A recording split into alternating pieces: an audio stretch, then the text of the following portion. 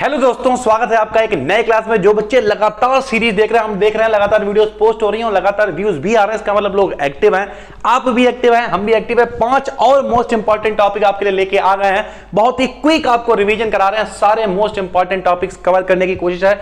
जो लोग पहली बार वीडियोस को देख रहे हैं, नीचे प्लेलिस्ट डिस्क्रिप्शन में दे रखी है, एक बार आप पूरी प्लेलिस्ट को देख डालिए 4 से 5 घंटे में और पूरी किताब बायोलॉजी की इंपॉर्टेंट आपकी रिवाइज हो जाएगी। उसके बाद सर एक दिन आप मॉडल पेपर को दे देंगे और बहुत आसानी से आप तैयारी कर पाएंगे। चलिए शुरू करते हैं। सबसे पहले यहां लिखा हुआ एमटीपी। एमटीपी का मतलब होता है मेडिकल टर्मिनेशन ऑफ प्रेगनेंसी।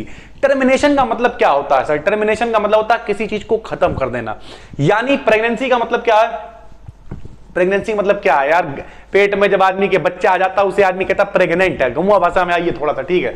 तो मेडिकल टर्मिनेशन ऑफ प्रेगनेंसी यानी बच्चे गर्भपात कर देना, यानी बच्चे को खत्म कर देना, उसे कहते हैं एमटीपी। इसे हिंदी में कहते हैं प्रेरित गर्भपात या चिकित्सीय सगर्भता। क्या कहते हैं? चिकित्सीय सगर्भता। तो गर्भावस्था पूर्ण होने से पहले, यानी बच्चा की डिलीवरी होने से पहले ही स्वैच्छिक रूप से अपनी इच्छा अनुसार किए गए गर्भ के समापन को प्रेरित गर्भपात या चिकित्सीय सगर्भता कहते हैं।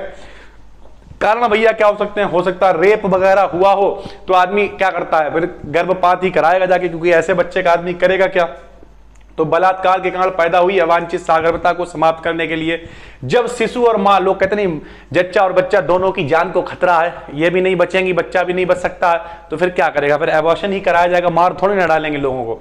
और गर्भ निरोधक उपायों में असफल रहने पर, यानी गर्भ निरोधक मतलब जो गर्भ को रोकते हैं, कोई उपाय किया, ठीक है, कुछ भी जो विधियां होती हैं उन्हें अपनाई, कोई टैबलेट वगैरह खाई और सेक्स करने के बाद पता चला कि एक्चुअल में अब वो प्रेग्नेंट हो गई है लड़की, तो क्या करेंगे सर? फिर उसे रोकने के लिए एमटीपी का इस्तेमाल किया जाता है। हालांकि एक कानूनन दंडनीय अपराध होता है, ठीक है, नॉर्मली, लेकिन जब मजबूरी होगी तो फिर क्या करेंगे?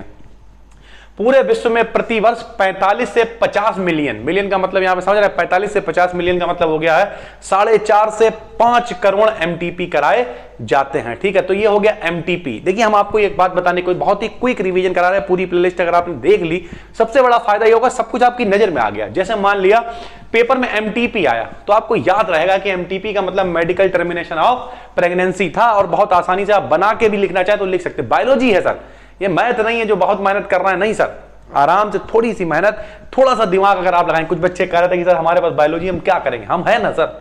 नीचे कमेंट करके बताइए कौन कौन जाग रहा है और कौन कौन रात में देख रहा है। अगर कोई रात में 1 बजे के बाद देख रहा है तो नीचे कमेंट करके बताए कि एक्चुअल में कितने बजे देख रहा है वो, ठीक है? बाद में हम देखेंगे, रिप्लाई भी करते हैं हम बैठ के, ठीक है?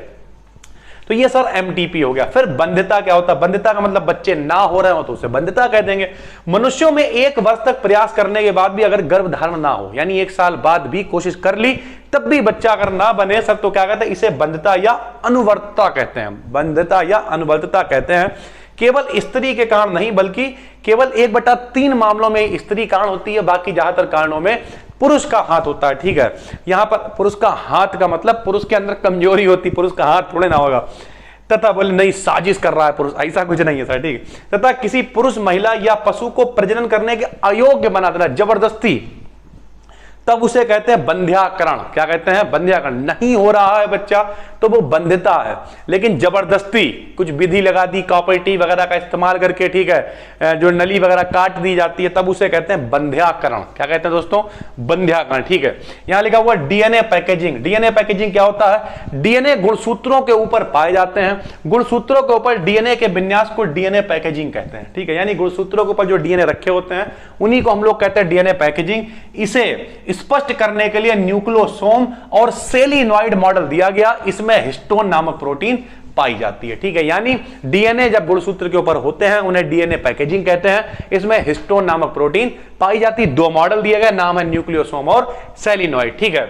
उसके बाद मानव जीनोम परियोजना, जीन प्लस ओम, यानी जीन के बारे में जानकारी इकट्ठी करने के लिए मानव जीनोम परियोजना लगाई गई। सर क्या है? यह एक वैज्ञानिक परियोजना है जिसका लक्ष्य किसी प्राणी के संपूर्ण जीनोम अनुक्रम का पता लगाना, यानी जीनोम अनुक्रम का मतलब जीन के बारे में पता लगाना, जीनोम अनुक्रम कहलाएगा, ठीक है सर? जीन क्यों पता लगाएंगे? क्योंकि जीन मानव इतिहास और भविष्य की ओर भी संकेत करते हैं। जीन के बारे में पता कर लिया तो मनुष्य के बारे में पता कर सकते हैं कि उसका भविष्य कैसा होने वाला है या उसका जो वर्तमान है वो कैसा है, ठीक है सर? या उसका इतिहास कैसा था। इस योजना का मुख्य उद्देश्य मानव जीनोम का अध्ययन करके जीनों की कुल संख्या व डीएनए की संरचना को समझना था। यानी जीनों की संख्या के बारे में पता करेंगे, उनसे डीएनए के बारे में पता करेंगे। अब तो काफी एडवांस टेक्निक्स आ चुकी हैं, तो इस वजह से ये सारी योजनाएं चलाई गई। उम्मीद करते समझ में आ रहा, आप आराम से पढ़ते जाएंगे, एक एक करके आपको मजा आने लगेगा। थोड़ी देर बाद आप इंतजार करेंगे, अगली वीडियो अभी लगता फिर आ रही होगी 10 मिनट बाद, तो आप इंतजार करेंगे तो फिर मजा आने लगेगा। फिर क्या है, प्रतिरक्षा। ये वर्ड बड़ा इस्तेमाल हुआ अभी कोरोना में। प्रतिरक्षा बोले तो इम्यूनिटी, हमारे शरीर के लोग कहते हैं इम्यूनिटी कम हो गई। इम्यूनिटी का मतलब क्या होता है, शरीर की ताकत, रोगों से लड़ने की, संक्रामक रोगों से लड़ने की। तो संक्रामक रोगों का निवारण करने की शरीर की शक्ति प्रतिरक्षा कहलाती। सीधी बात है, जैसे कोरोना वायरस आया था तो लोगों की इम्यूनिटी कम हो रही थी, जिनकी अच्छी थी वो बच गए। तो संक्रामक रोगों का निवारण करने यानी संक्रामक रोगों से लड़ने की शक्ति प्रतिरक्षा कहलाती। यह संक्रमण से शरीर की रक्षा करती है।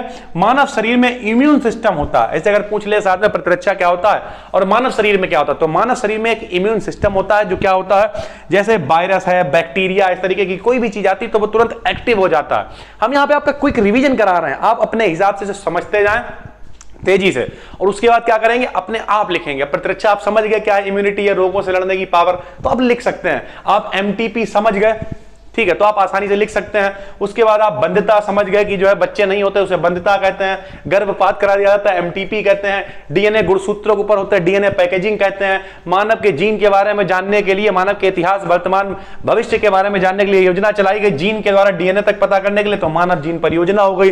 प्रतिरक्षा क्या हो गई, रोगों से लड़ने की क्षमता, प्रतिरक्षा हो गई। ये सारी चीजें हैं। एक बार आपने कायदे से देख ली पूरी वीडियो, और ज्यादा टाइम नहीं ले रहे हैं आपका, 4 से 5 मिनट का केवल टाइम ले रहे हैं, आपने पूरी सुन ली कायदे से बैठ के, बस सर हो गया। इतनी आसान ही तो है बायोलॉजी, बहुत आसानी से आप लिख सकते हैं। सारे लॉन्ग वगैरह भी कवर किए हैं, प्रॉपर शॉर्ट क्वेश्चन भी बनाए हैं। पूरी एक ब्रह्मास्त्र डिटेल वीडियो हमने अलग से बना रखी है शॉर्ट क्वेश्चंस की। नए हैं चैनल पर सब्सक्राइब करिए, नीचे प्लेलिस्ट का डिस्क्रिप्शन में लिंक है, जाके पूरी प्लेलिस्ट धुआंधार देख डालिए। सारे इंपॉर्टेंट क्वेश्चन उसमें इंक्लूडेड कर दिए गए हैं और अभी कल परसों तक आते रहेंगे। बस दोस्तों फिर मिलेंगे, तब तक के लिए धन्यवाद।